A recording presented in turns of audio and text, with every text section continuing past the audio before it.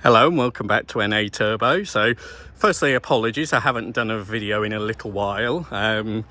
Between work, life and weather, everything seems to have got in the way over these past few months, so haven't had any time to do a tinkering video really, and didn't want you all to think I'd forgotten about you. So this is just a quick sort of update on Reg the Rover 620. So for those of you that haven't seen the progress of this so far, this is my newly acquired, as in about 5 months I've had him, Rover 620 Ti, Ti being the important bit. So this is a 200 horsepower 2-litre turbo, not the K series engine, before anybody makes any jokes about kettles and yada yada, but this is the actual T series turbo, which does have a few famous things, mainly for it just leaking oil out of every orifice, or quite a few of them, which this particular one does. Not from the cam cover, which they normally do, but this one's had top end work done mainly, nothing touching the bottom end, and it's done 187,000 miles. So people who sort of go by that, oh, it must be a kettle series, you know, yada yada, Rover stereotypes. This is a T series for a start anyway, but you know, these engines are capable of it. So as far as I know from the previous owner, this was a field find. Bottom end's not been touched. He did some work to the top end, turbo has been fully rebuilt, etc. Gearbox has been rebuilt, drive shafts and everything like that, mainly because, you know, it's done 187,000 miles. I think looking at it, this is majority, it's going to be a motorway car. You could tell by some of the hideous stone chips that you can sort of see in and around the bonnet. If I move you in a little bit closer, you know, it's littered with them. So that and the mileage leads me to think that, you know, it spent most of its life on a motorway in the past, which is great. Other things it's had done, he's renewed all the suspension on the bottom. The previous owner, it's had new suspension struts and everything. It's also had lower fully adjustable arms from a Honda Accord, which obviously this car shares the platform with.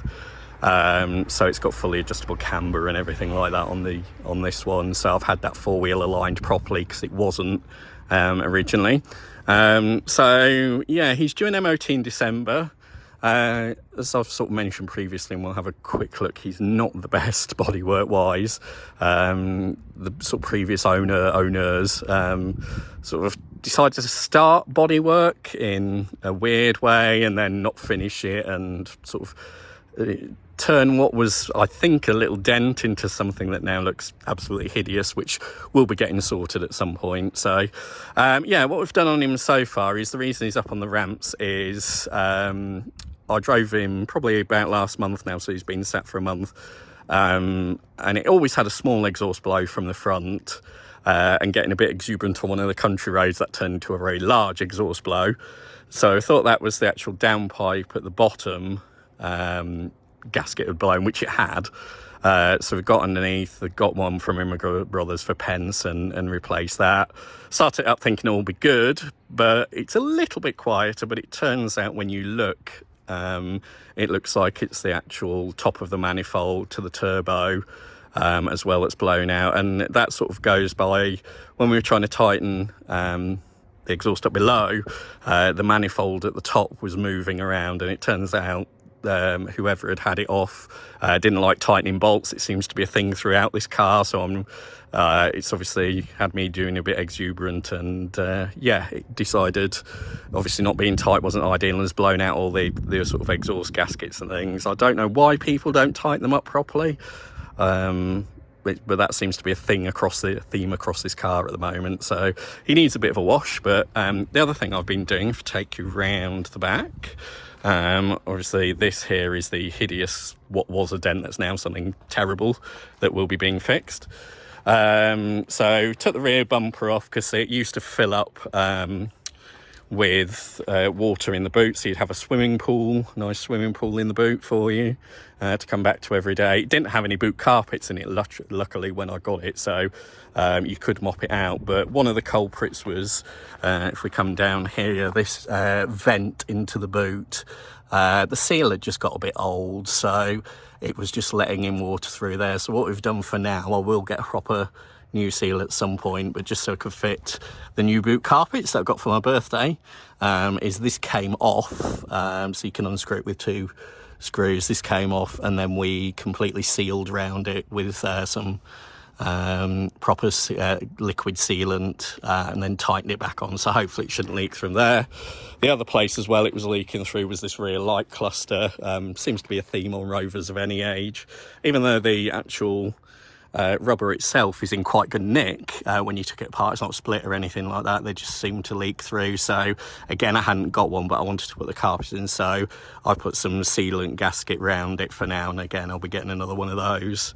I think, as I've said before, this is a bumper that's not the same colour as the car, but it will be being painted. But the reason it was got was because it had the rare option fitted on this particular bumper of the rear parking sensors, which were a Rover dealer option back in the day. So you can see the wiring comes in through here. It hasn't got the ECU connected. I have got the ECU for it, so that'll be being connected as well. So that'll be a nice option to have on it, being a saloon. So, and an unusual rare one as well. So the idea is probably not this year because of the weather.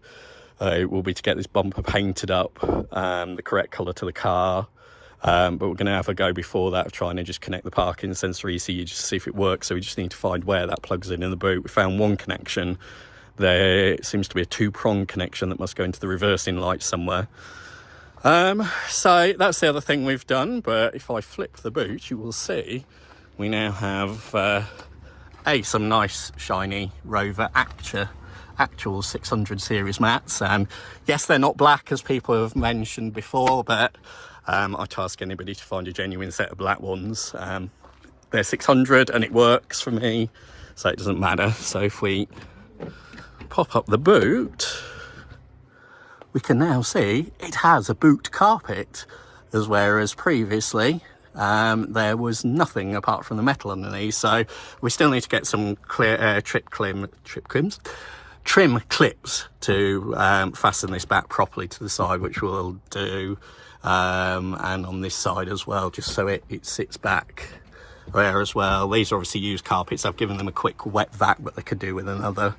But now at least it actually looks like a finished car. This was missing before, this kick trim here, so that's new as well. So luckily I got all these as a birthday present, so yeah, that's very good. So that's sorted in there. And if we go around now,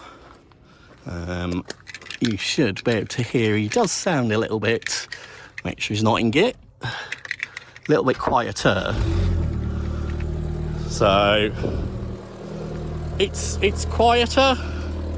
You could obviously still tell there is somewhat of an exhaust blow from it, but believe it or not, that is actually a heck of a lot quieter than it was.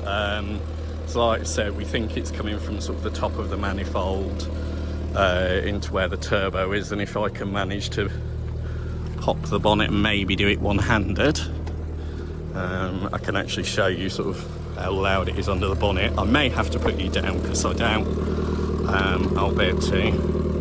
Oh yes, I can. Do this one-handed.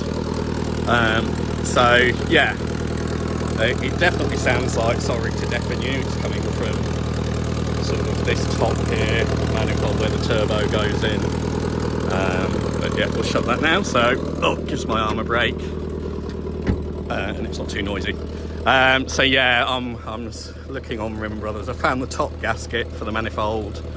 It's just trying to find the right one that goes into the turbo. So yeah, that'll be next on the list, and hopefully once that shuts up, he'll be ready for the MOT. I can't see, whilst the car is far from perfect body-wise, mechanically I can't see there's anything that he should fail on. When I bought him, he'd had 4 new tyres on, over 5 including the spare, albeit they're not great brands of tyres. They'll do for now, and yeah, at some point replace them.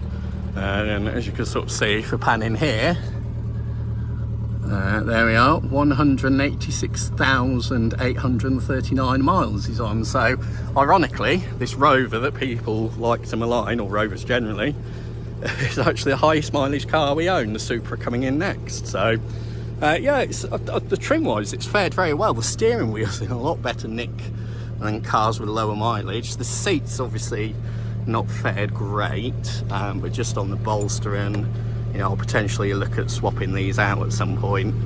The passenger seat's fine, because I don't think anybody had sat it, but you know, 186,000 miles, you know, I mean, generally the padding in it and the bolsters and everything are not that worn when you look. It's obviously just with people getting in and out and leaning on it, it suffers here, but it's not actually collapsed. It's just this has sort of been caught and come off.